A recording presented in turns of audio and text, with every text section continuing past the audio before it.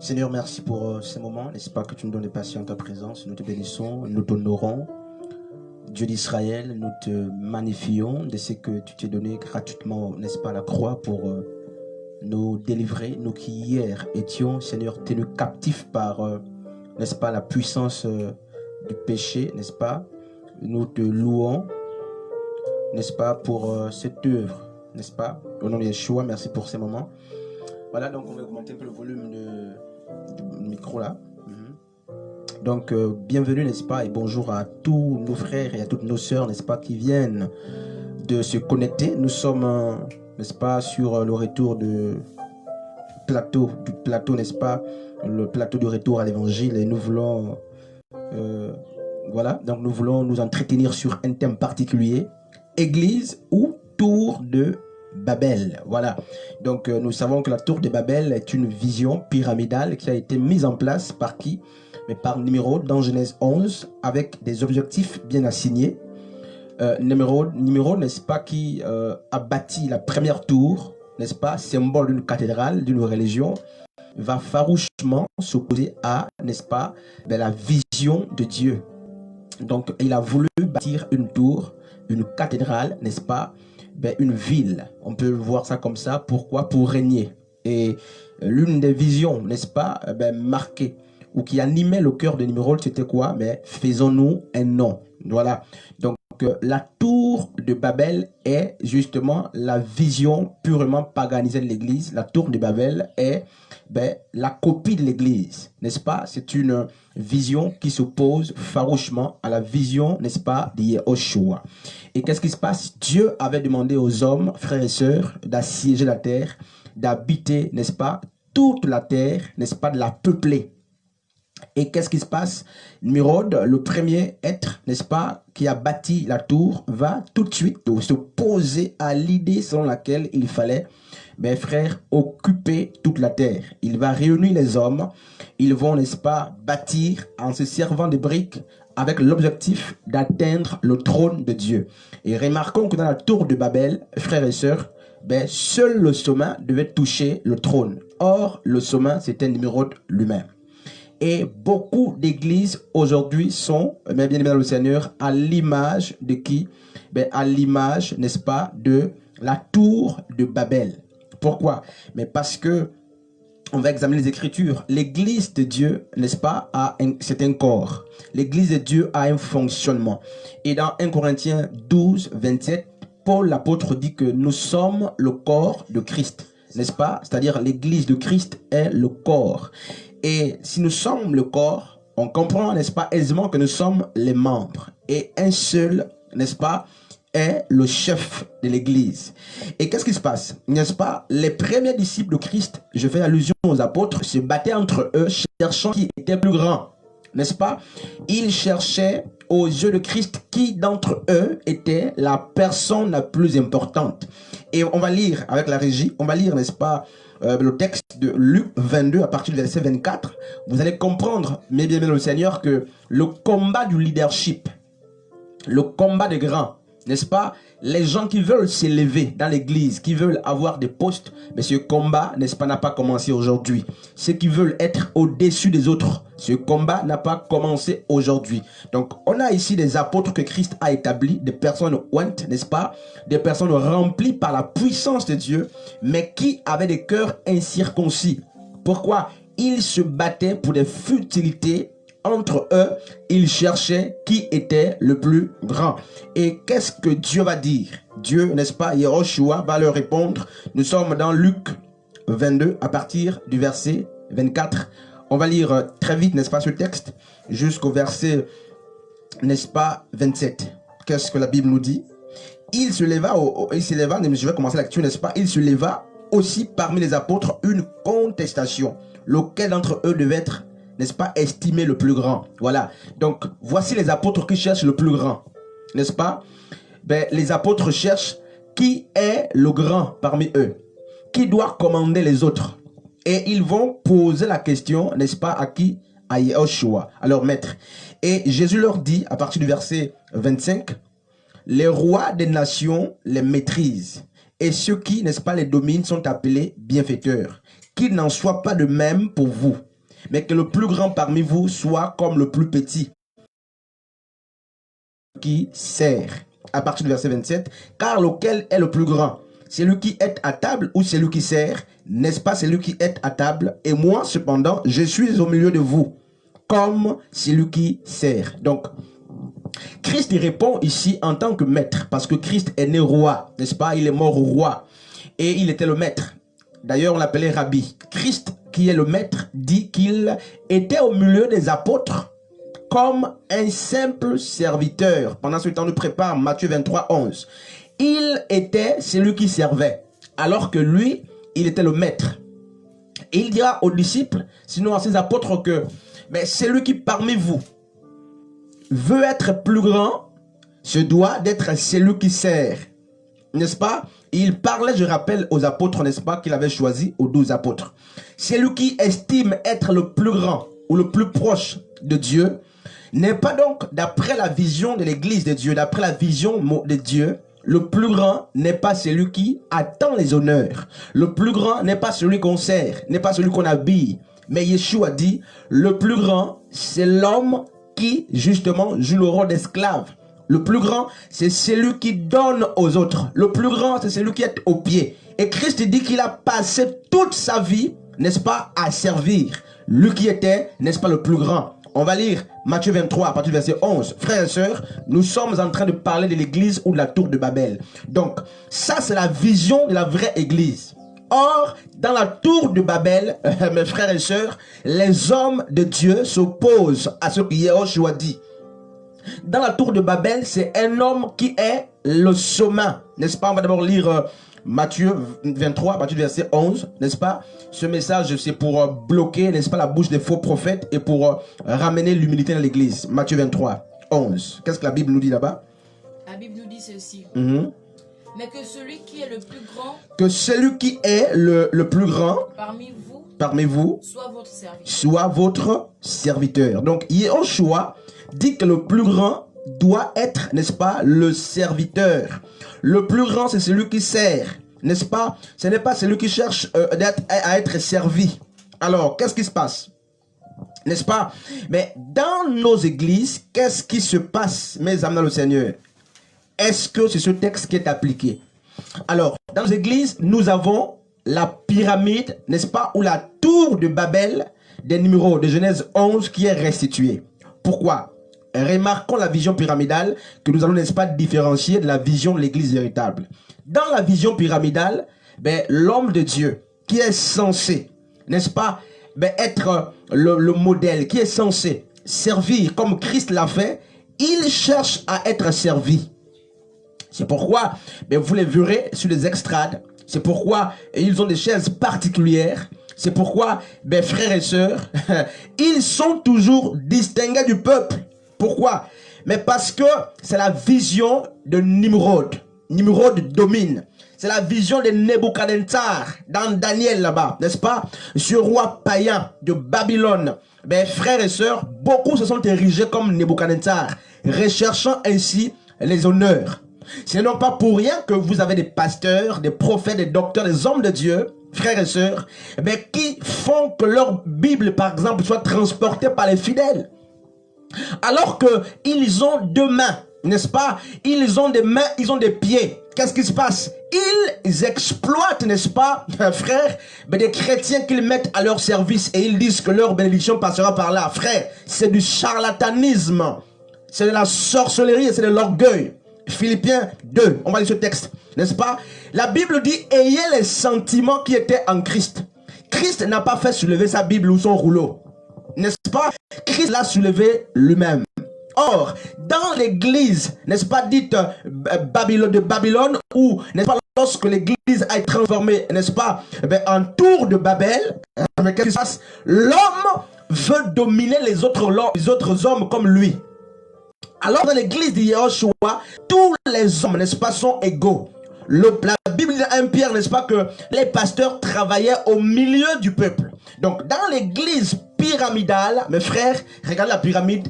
La pyramide a un sommet et une base. Donc dans l'église pyramidale, le sommet, ce n'est pas Dieu. Ce n'est pas Yeshua. Ce n'est pas Christ. Le sommet, c'est papa pasteur et maman pasteur. Et à côté de papa pasteur, il y a maman pasteur qui parfois n'est pas appelée. Ou l'inverse. Un parfois est appelé et l'autre n'est pas appelé. Et qu'est-ce qui se passe?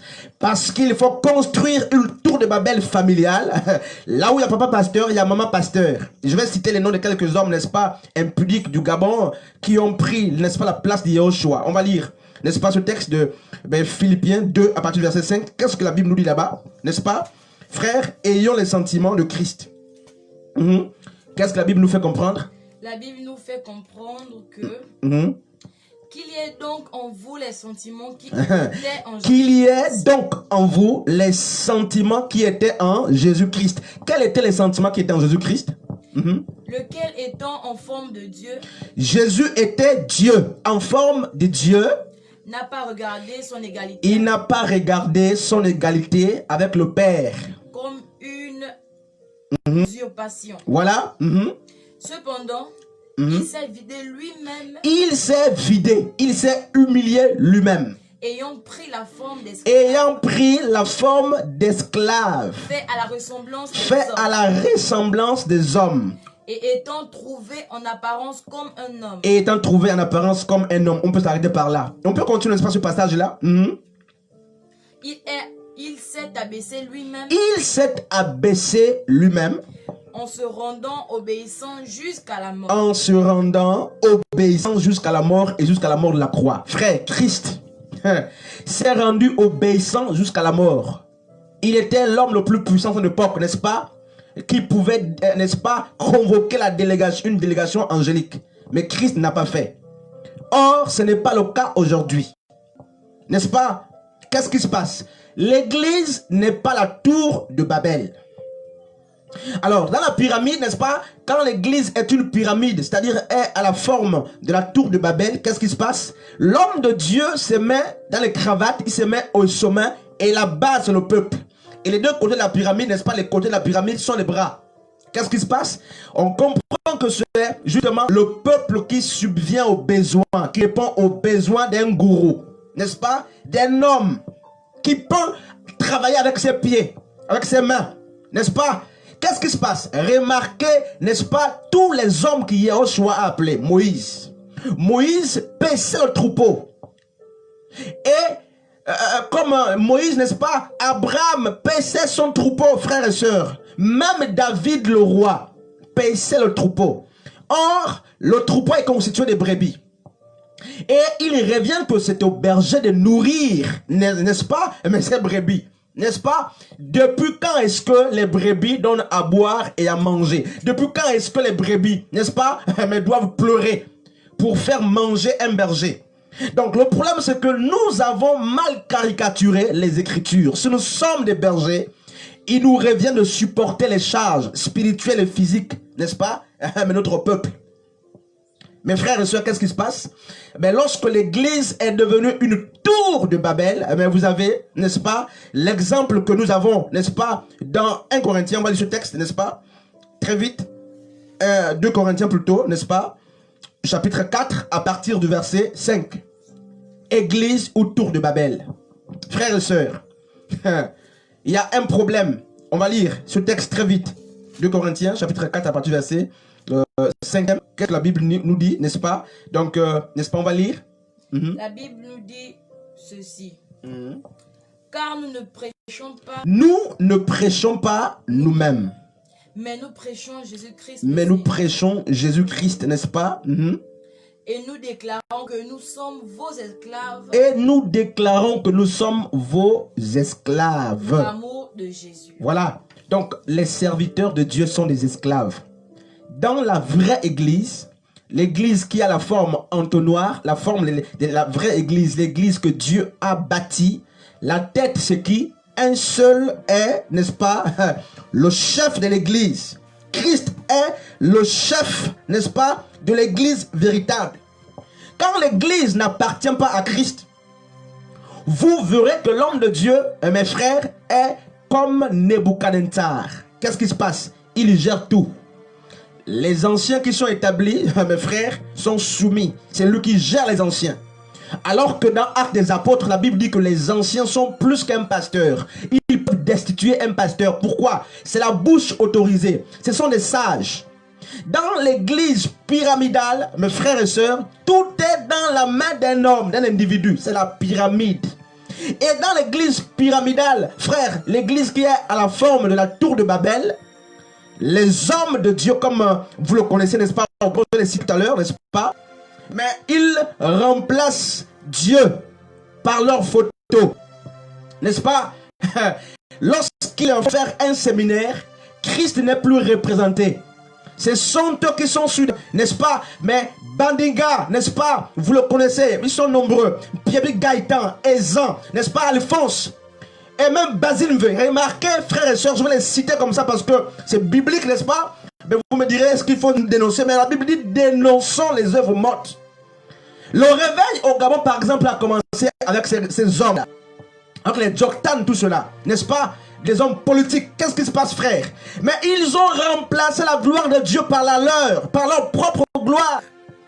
Ils manipulent le peuple, n'est-ce pas? Ce sont des hommes politiques. C'est pourquoi, frères et sœurs, depuis le réveil de 90, notre pays est décolle. Qu'est-ce qui se passe, frère? Avec ces assemblées qui poussent comme des champignons ici et là, frère, qu'est-ce qui se passe?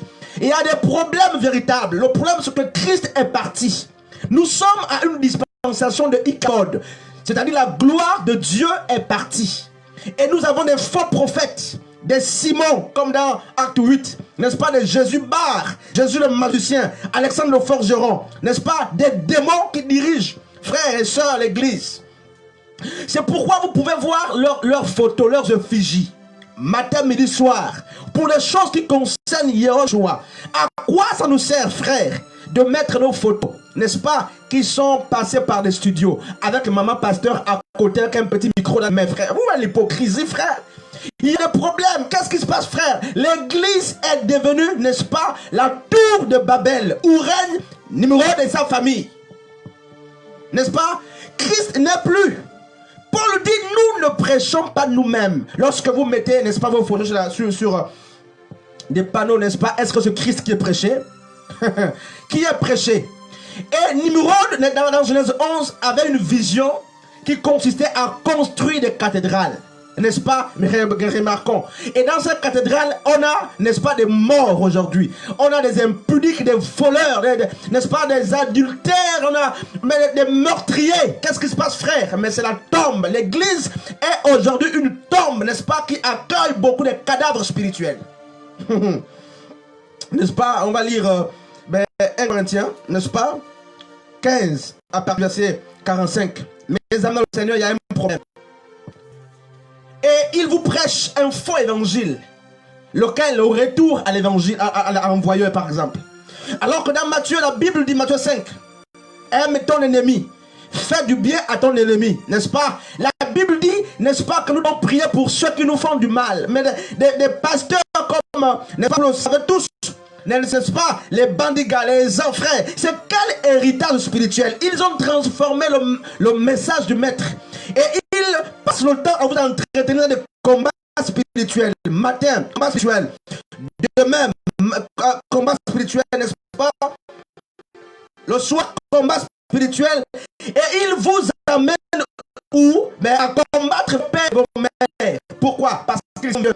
Tout ce qui vous arrive de voir, n'est-ce pas, ton père, et vous devenez en unité avec votre mère. La Bible dit que nous n'avons pas à combattre. On va demander ce passage de Ephésiens 10. Frère, je l'ai dénoncé un à un, n'est-ce pas, parce que, n'est-ce pas, Dieu nous fasse grâce. Frère, c'est grave. La Bible, on va lire, n'est-ce pas, ce texte. Ephésiens 6, à partir, mais n'est-ce pas, du verset, n'est-ce pas, 12. Qu'est-ce que la Bible dit? N'est-ce pas, Ephésiens 6, à partir du verset 12, je vais lire. Car nous n'avons pas à lutter contre la chair et le sang. Voilà. Donc, mais contre les dominations, contre les autorités, contre les princes de ce monde des ténèbres, contre les esprits méchants dans les lieux célestes. Donc, la Bible dit que lorsque ton père, ta mère, ton frère autour de toi, n'est-ce pas, te combat, te fait la guerre, tu ne peux pas t'en prendre à lui. La Bible dit que tu dois t'en prendre à l'esprit qui l'anime. Or, ce n'est pas ce qu'on nous apprend dans ces milieux qui sont, n'est-ce pas, des cimetières spirituels. On nous apprend à combattre avec le retour à l'envoyeur. Ce message qui sort tout droit, n'est-ce pas, mais de l'utérus de l'enfer. Un message satanique. Alors, les prophètes, comme nous avons aujourd'hui, frère, pour être prophète au Gabon, il faut d'abord faire un tour à l'étranger. Vous êtes des païens, n'est-ce pas? Vous avez trompé le peuple de Dieu. Et frères et sœurs, qu'est-ce que la Bible dit dans nos Corinthiens là-bas, n'est-ce pas? 2 Corinthiens 15, à partir, n'est-ce pas, du verset 45. Qu'est-ce que la Bible dit? 1 Corinthiens 15, 45. Qu'est-ce que la Bible dit? La Bible dit ceci. Comme aussi il est écrit. Oui. Le premier homme, Adam, oui, vint une âme vivante. Le premier homme, Adam, oui. Le dernier Adam est un esprit vivifiant. La Bible dit que Yahushua est le dernier Adam. N'est-ce pas? Christ est l'esprit de Dieu. Et dans l'Apocalypse, la Bible dit quoi? N'est-ce pas? La Bible dit le témoignage de Christ est l'esprit de la prophétie. C'est un milieu qui sont dits prophétiques. Alors que Christ n'est plus témoigné. La Bible dit Christ est l'esprit de la prophétie. Toute prophétie, mes amis, qui élève l'homme et mes frères est démoniaque. Parce que la prophétie dans 1 Corinthiens 14 vient pour édifier l'église. La prophétie, un véritable prophète, ce n'est pas celui qui, mes amis, mais dans le Seigneur, imagine ou connaît les numéros des gens, ou les gens qui sont morts dans nos familles, frères. Le vrai prophète réconcilie la créature avec le Créateur par le message centré sur Jésus. Pourquoi? On va lire 1 Corinthiens 15, n'est-ce pas? Mes frères, nous avons des faux prophètes aujourd'hui qui imaginent vos numéros et vous courez matin, midi, soir. Mes frères, la Bible dit là-bas quoi? Qu'est-ce que la Bible dit, n'est-ce pas? 1 Corinthiens 15, 14. Mes frères et sœurs, nous sommes dans l'âge du paganisme, l'âge de Nimrod, l'âge de la tour de Babel. Et qu'est-ce qui se passe? Vous êtes dépouillés, le peuple est dépouillé. Toutes ces assemblées qui ont connu le réveil, ces grandes cathédrales, mes amis, quel est l'héritage que nous avons laissé? Qu'est-ce que nous donnons aux orphelins? Qu'est-ce que nous donnons, n'est-ce pas, aux prisonniers, à la veuve, aux pauvres, à l'étranger, frère? Il y a des problèmes, n'est-ce pas? Il y a des véritables problèmes. Mais comme Nimrod, beaucoup ont dit, faisons-nous un nom. C'est pourquoi ce sont les révérends, ce sont les archibishops, n'est-ce pas? Comme Basile Mvé, un impudique, justement, quel héritage a-t-il laissé, n'est-ce pas, au Gabon? Il y a des problèmes, frère. Et qu'est-ce qui se passe? Ils se vendent eux-mêmes. Si Christ n'est pas au centre, n'est-ce pas, d'une prédication, si Christ n'est pas celui qui est élevé, fuyez ce milieu. Si Christ n'est plus prêché, frère, si les gens se prêchent eux-mêmes, quittez en courant. Frère, vous allez entendre dire, c'est mon église, si tu ne veux pas, tu sors. C'est mon église, si tu n'es pas d'accord, tu sors. Mais ce sont les églises, frères. Mais pourquoi? Ce n'est pas l'église de Dieu. Parce que le mot église n'est pas que le propre, n'est-ce pas, du christianisme. Le mot église signifie peuple mis hors d'eux. Peuple mis à part. Donc vous pouvez être mis à part comme dans Acte 19 à partir du verset 32 jusqu'à 41. Vous pouvez être mis à part pour la sorcellerie. Vous pouvez être mis à part pour des puissances occultes, pour des hommes. Donc ce n'est pas tout lieu où on écrit église qui est véritablement l'église de Dieu. N'est-ce pas? Qu'est-ce que l'église de Dieu? En quoi est-elle différente, n'est-ce pas, de tous les Babel? Mais on va lire Matthieu 16. N'est-ce pas? Mes frères, je vais vous dénoncer. Vous qui avez pillé le peuple longtemps, n'est-ce pas? N'est-ce pas, ces gourous qui nous réclament l'argent, comme Simon le magicien, qu'on appelait homme de Dieu, parce qu'il faisait des signes. Nous sommes à la même époque où les magiciens sont rentrés dans l'église, où les marabouts sont rentrés dans l'église, et comme Simon le magicien en Samarie, on l'appelle homme de Dieu. Il faut donc le vrai réveil, n'est-ce pas? Les vrais ambassadeurs pour dénoncer hautement, n'est-ce pas, ces œuvres mortes. Acte 16 à partir du verset, n'est-ce pas, 18. N'est-ce pas? Matthieu 16 à partir du verset 18. N'est-ce pas? Qu'est-ce que Yeshua dit? La Bible dit ceci. Et moi je te dis que tu es Pierre. Et que sur ce roc, je bâtirai mon église. Je bâtirai mon église, mon ecclésia. Et les portes de l'enfer ne prévaudront pas contre elle. Et les portes de l'enfer ne prévaudront pas contre elle. Je te donnerai les chefs. Je te donnerai, n'est-ce pas? Oui, justement, les clés du royaume. Et tout ce que tu lieras sur la terre sera... La vraie église, c'est l'église de Jésus. C'est pas l'église de l'homme. Donc, si un pasteur vous dit, c'est mon église, sachez que ce n'est pas l'église de Jésus. Même si c'est le porteur de la vision. Frère, l'église est le corps de Christ. Et la vraie église, Christ seul est le chef de l'église. Dans la vraie église, c'est le corps qui est en mouvement, frères et sœurs. Alors, si vous êtes dans un milieu où quelqu'un se réclame d'être le chef de l'église, quittez ce milieu. N'est-ce pas? Alors, qu'est-ce qui se passe? Dans l'église véritable de Dieu, le serviteur, n'est-ce pas, le pasteur est un serviteur.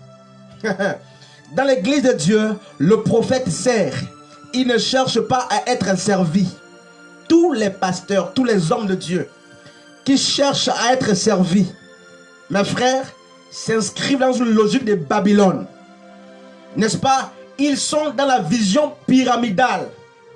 Frères, dans la vraie église, les pasteurs lavent les pieds. N'est-ce pas?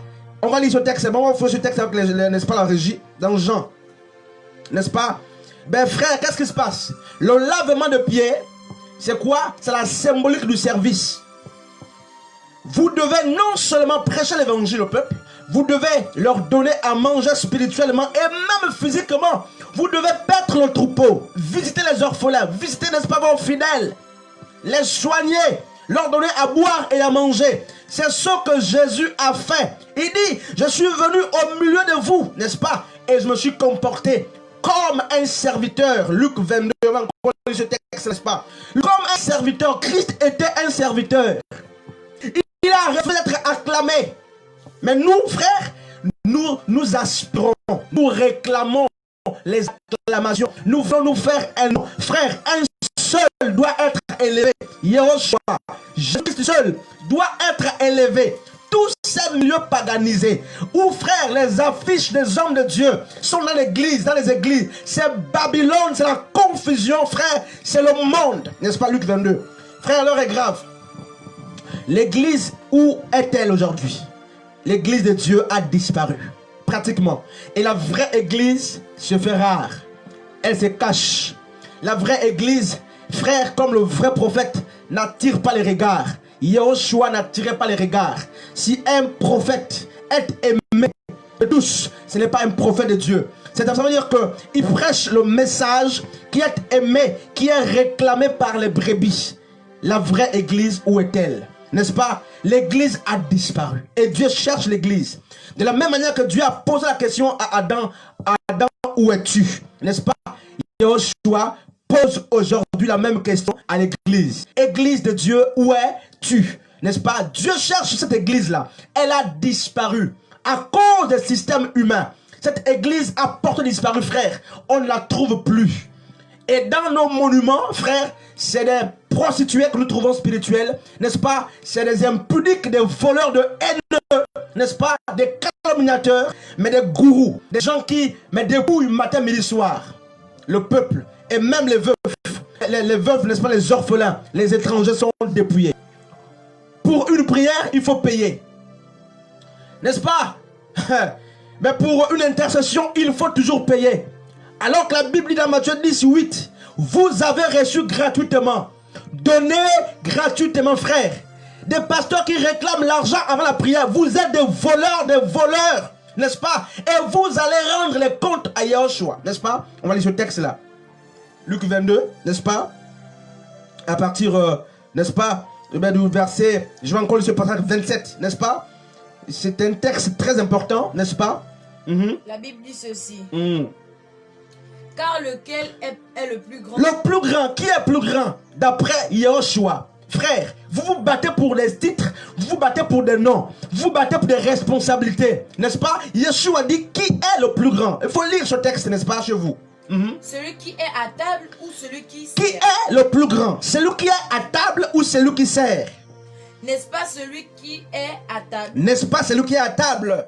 Or, je suis au milieu de vous. Je suis au milieu de vous. Comme celui qui sert. Yehoshua n'était pas à table. Yehoshua n'était pas à table, mes amis, le Seigneur. Yeshua était en train de servir. Matthieu 22, à partir du verset 27. Verset 28. Vous êtes ceux qui avez préservé avec moi. Voilà, donc on peut s'arrêter par là, n'est-ce pas? Frère, Jésus a servi le peuple. Il a multiplié le pain par la compassion.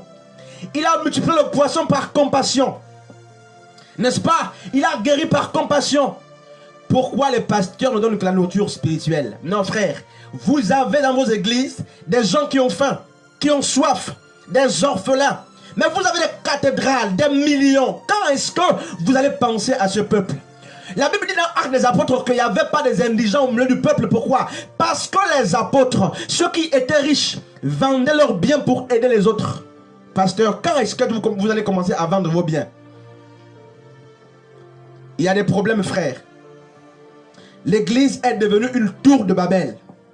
N'est-ce pas? Où mais Nimrod seul doit atteindre le sommet.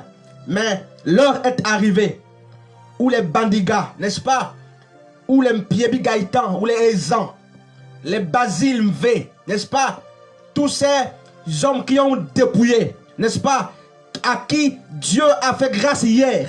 Tous ces hommes que Dieu a appelés. Ces hommes qui ont goûté, n'est-ce pas, aux puissances à venir.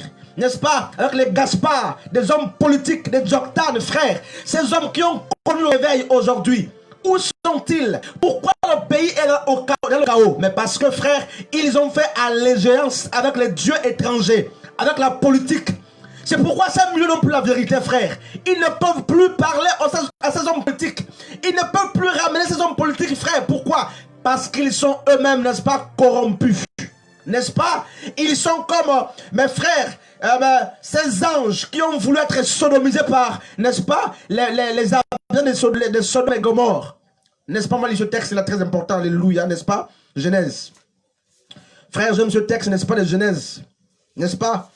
Frères et sœurs, c'est grave. Oh, frère, qu'est-ce qui s'est passé au soir? N'est-ce pas? À partir du verset, Genèse 19, à partir du verset 18, à partir du verset 8. Qu'est-ce qui se passe? Mais la Bible dit que, je vais terminer par là, n'est-ce pas? La Bible dit que à cause de la dépravation des mœurs à Babylone et à Sodome et à Gomorrhe, plutôt, Yeshua, n'est-ce pas, mes frères et sœurs, va, n'est-ce pas? Mais qu'est-ce qui va se passer? Dieu va dépêcher 2 anges. N'est-ce pas? Il va dépêcher 2 anges pour aller délivrer Lot. Pourquoi? Parce que la sodomie, la destruction des mœurs de Sodome et Gomorrhe avait atteint le trône de Dieu. Et à Sodome et Gomorrhe, il y avait des hommes qui craignaient Dieu, notamment Lot et sa famille. Et Dieu va décider de détruire Sodome et Gomorrhe. Et Abraham, dans Genèse 18, 19, va intercéder. Et Dieu, n'est-ce pas, Lot va trouver grâce aux yeux de qui, frère de Yeshua. Et la Bible dit au soir. Oh, alléluia. Nous sommes au soir. Au soir, le soir, Dieu va dépêcher 2 anges. Et la Bible dit que Lot était au portif. Alléluia, frère. Lot,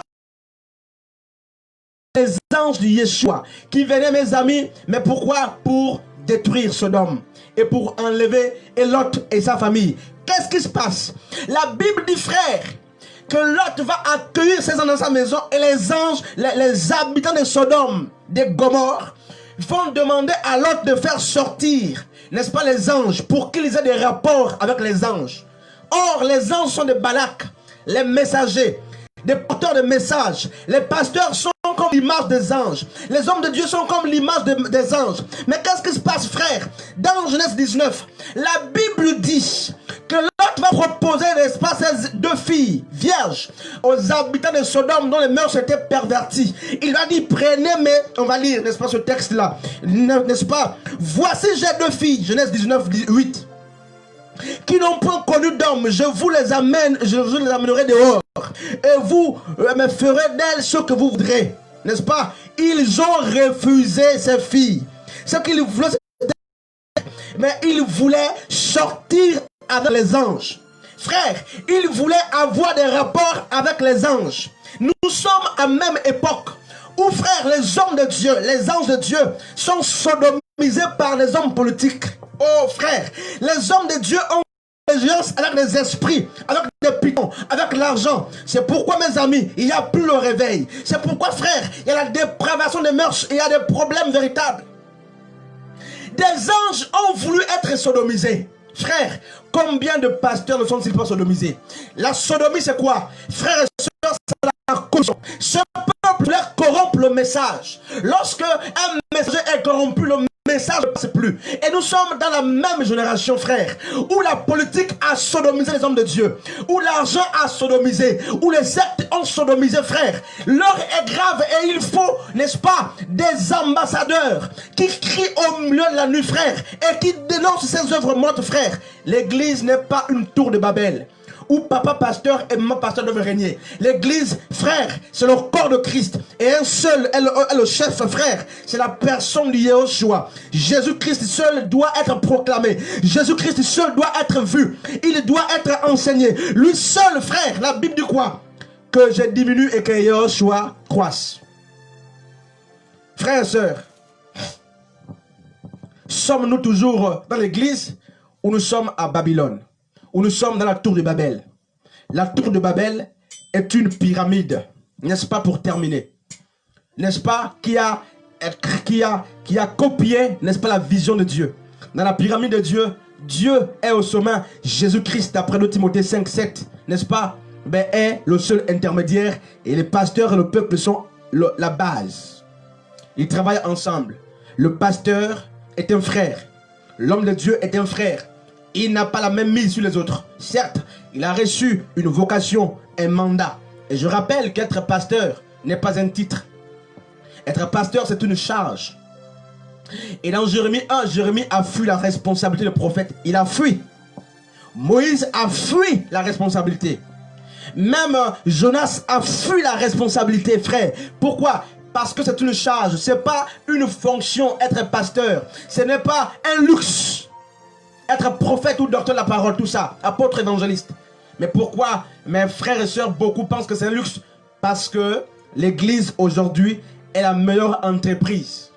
N'est-ce pas? Que ces voyous évangéliques, n'est-ce pas, se servent pour, ils se servent de l'église pour détruire. Et pourquoi? Parce qu'en face de nous, nous avons un peuple immature. Un peuple qui cherche un veau d'or qu'il faut adorer. N'est-ce pas? Rappelez-vous dans Genèse 32 que c'est le peuple lui-même qui a forcé, n'est-ce pas, Aaron à faire un veau. Et nous sommes dans la même dispensation où le peuple demande, n'est-ce pas, à Aaron de prêcher un message. 1 Timothée 4. N'est-ce pas? Dieu nous donne le texte comme ça pour casser, n'est-ce pas, cette sorcellerie évangélique, ces faux messagers. N'est-ce pas? On va terminer. N'est-ce pas?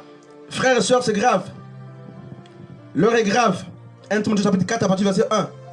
N'est-ce pas? Oh frère, c'est grave. Que Dieu nous aide, frère. Où est passée l'église? N'est-ce pas? Oh mes amis. C'est grave, frère. L'heure est grave. N'est-ce pas? Nous sommes au soir.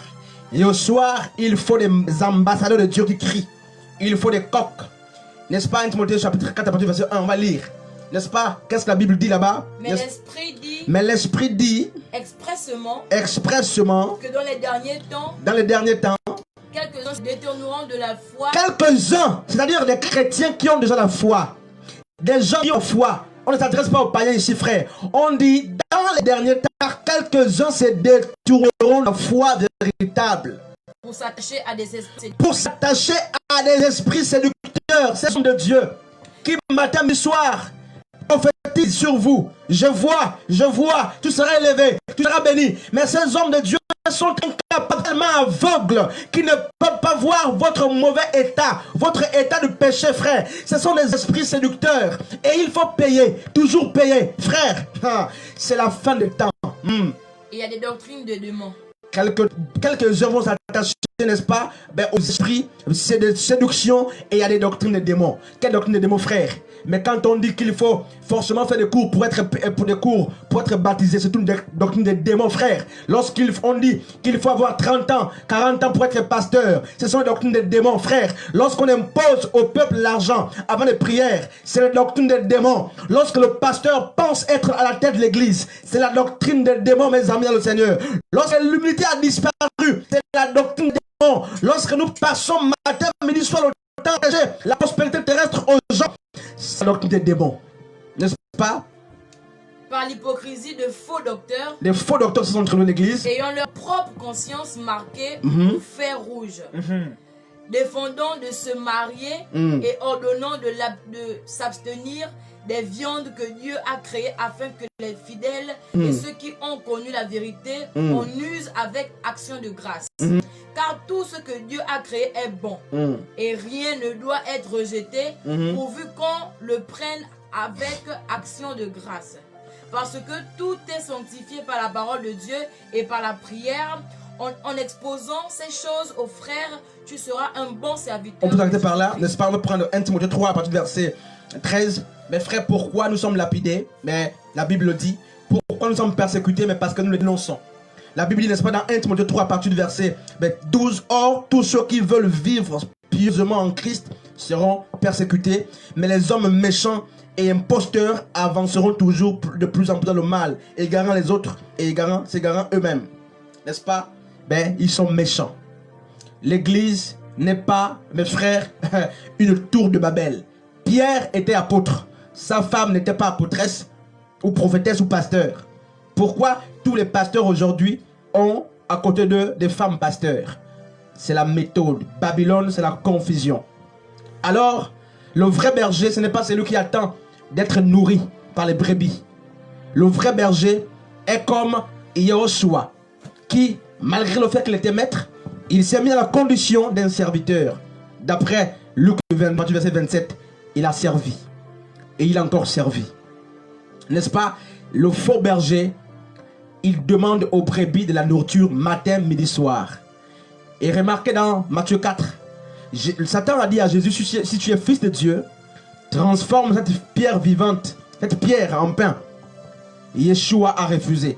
Or, beaucoup de pasteurs ont accepté cette prédication, cette persécution, cette tentation de l'ennemi. Ils ont transformé les pierres vivantes que nous sommes en pain. Voilà pourquoi ils nous dépouillent, ils vous dépouillent. Tellement beaucoup de chrétiens sont hypocrites. Ils connaissent la vérité, mais ils n'osent pas parler de peur d'être exclus de leur synagogue. La synagogue, c'est le poste que tu occupes. La synagogue, c'est la place que tu as. La synagogue, c'est la responsabilité.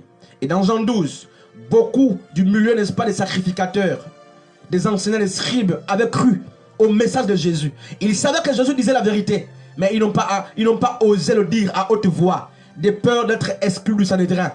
Beaucoup de chantres sont tenus captifs parce qu'ils ont peur de parler. Ils veulent garder les responsabilités. Beaucoup de faux prophètes, des prophètes, n'est-ce pas? Beaucoup d'hommes de Dieu ne peuvent pas parler. Vous savez que ces choses se font. Mais vous n'osez pas parler. Pourquoi? Vous préférez aller murmurer. Vous êtes idolâtres, vous êtes hypocrites. N'est-ce pas? Mes frères et sœurs, l'église véritable, c'est l'église dont Christ est le chef. Dans l'église véritable, le pasteur est, n'est-ce pas, mais justement un frère. Il communie avec avec tous les frères. Il n'est pas le maître de l'église. Et un vrai pasteur le sait également. N'est-ce pas? Or, dans l'église, qui est la tour de Babel ou une pyramide, mais qu'est-ce qui se passe? Le pasteur a pris la place de Dieu. Les hommes de Dieu ont pris la place de Dieu. Ils veulent même pour certains être des intermédiaires. Donc, c'est un appel que je lance à tous ces faux pasteurs gabonais qui ont vu le réveil. Ces pasteurs politiques, Joktan, n'est-ce pas? Basile Mvé, Pierre Gaëtan, Ezan, n'est-ce pas? Kansej, ils sont nombreux, n'est-ce pas? Mais, frères et sœurs, Alphonse Ndiengi, tout cela, eh bien frères, l'heure est arrivée. Où vous devez, n'est-ce pas, comprendre que vous avez volé le peuple et vous avez perverti les mœurs. Vous avez connu le réveil. Mais où est passé ce réveil? Ce réveil, vous l'avez transformé. Parce que dans Éphésiens, il est écrit que vous avez pour Dieu votre propre ventre. Vos propres ventres. Parce qu'il faut s'enrichir, vous avez dilué la parole. Vous avez des jets privés, des mercenaires, des voitures, des gars de corps. Frère, le vrai gars de corps, c'est Yahushua. N'est-ce pas? Ce sont les anges. Vous faites que vos Bibles soient transformées, transportées, allez-je dire, matin, midi, soir. Est-ce que vous n'avez pas de main? Vous voulez servir, être servi plutôt, alors que les vrais envoyés, les vrais ambassadeurs sont au service du peuple. Vous avez tué le peuple, n'est-ce pas? Et vos églises sont devenues des monuments, comme, frère, la piscine de Bethesda, où les miracles se font rares. Ces assemblées sont devenues, frères, mais comme la Samarie. N'est-ce pas? Ces assemblées sont devenues comme le puits de Jacob dans Jean 4. Le puits de Jacob qui a connu le réveil, mais Christ n'est plus. Dieu vous lance, n'est-ce pas, un appel.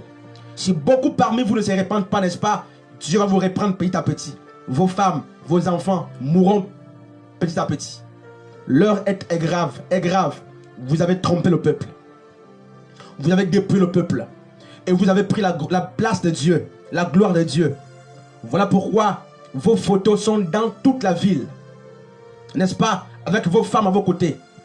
Qui est-ce que vous prêchez? La Bible dit nous ne prêchons pas nous-mêmes.